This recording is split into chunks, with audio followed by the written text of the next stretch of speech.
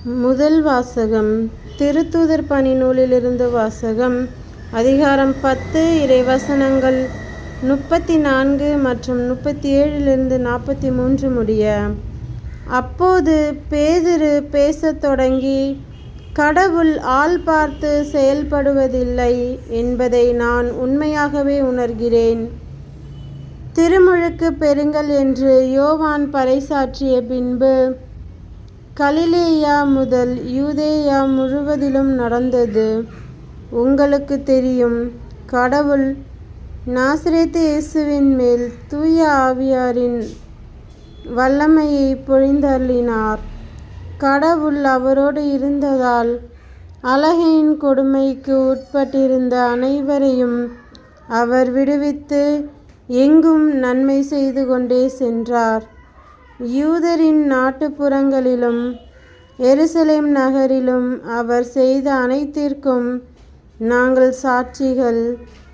மக்கள் அவரை சிலுவையில் தொங்க வைத்து கொன்றார்கள். ஆனால் கடவுள் அவரை 3ஆம் நாள் உயிரோடு எழுப்பி காட்சி அளிக்க செய்தார். ஆயினும் அனைத்து மக்களுக்கும் அல்ல, சாட்சிகளாக கடவுள் முன் தேர்ந்து கொண்டவர்களுக்கு மட்டுமே அவர் காட்சியளித்தார். இறந்த அவர் உயிர்த்தெழுந்த பின்பு அவரோடு உண்டு குடித்த நாட்களே இதற்கு சாட்சிகள்.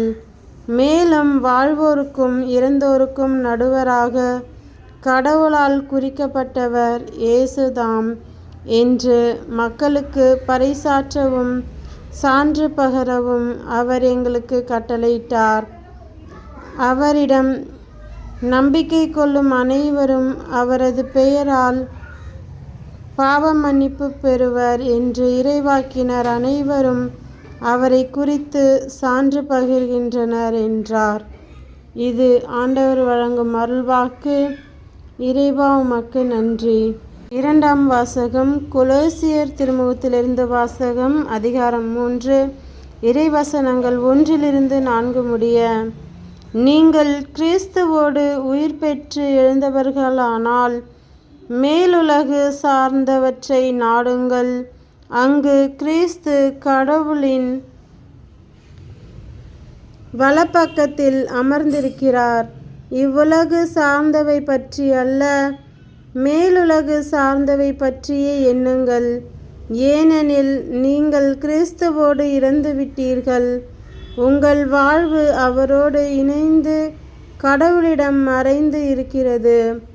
கிறிஸ்துவே உங்களுக்கு வாழ்வு அளிப்பவர். அவர் தோன்றும் பொழுது நீங்களும் அவரோடு மாட்சி பொருந்தியவராய் தோன்றுவீர்கள். இது ஆண்டவர் வழங்கும் அருள்வாக்கு.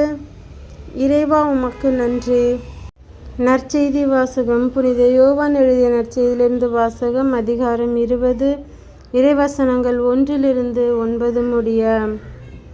வாரத்தின் முதல் நாள் அன்று விடியற்காலையில் இருள் நீங்கும் முன்பே மகதலா மரியா கல்லறைக்கு சென்றார். கல்லறை வாயிலிருந்த கல் அகற்றப்பட்டிருப்பதை கண்டார்.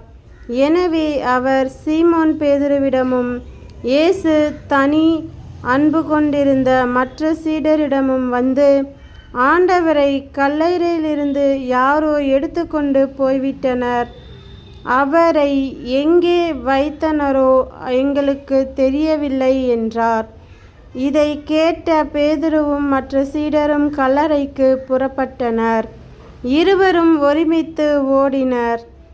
மற்ற சீடர் பேதுருவை விட விரைவாக ஓடி முதலில் கல்லறையை அடைந்தார்.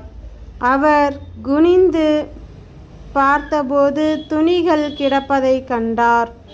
ஆனால் உள்ளே நுழையவில்லை. அவருக்கு பின்னாலேயே சீமோன் பேதுருவும் வந்தார். நேரே அவர் கல்லறைக்குள் நுழைந்தார். அங்கு துணிகளையும் இயேசுவின் தலையை மூடியிருந்த துண்டையும் கண்டார். அத்துண்டு மற்ற துணிகளோடு இல்லாமல் ஓரிடத்தில் தனியாக சுருட்டி வைக்கப்பட்டிருந்தது. பின்னர் கல்லறைக்கு முதலில் வந்து சேர்ந்த மற்ற சீடரும் உள்ளே சென்றார். கண்டார், நம்பினார்.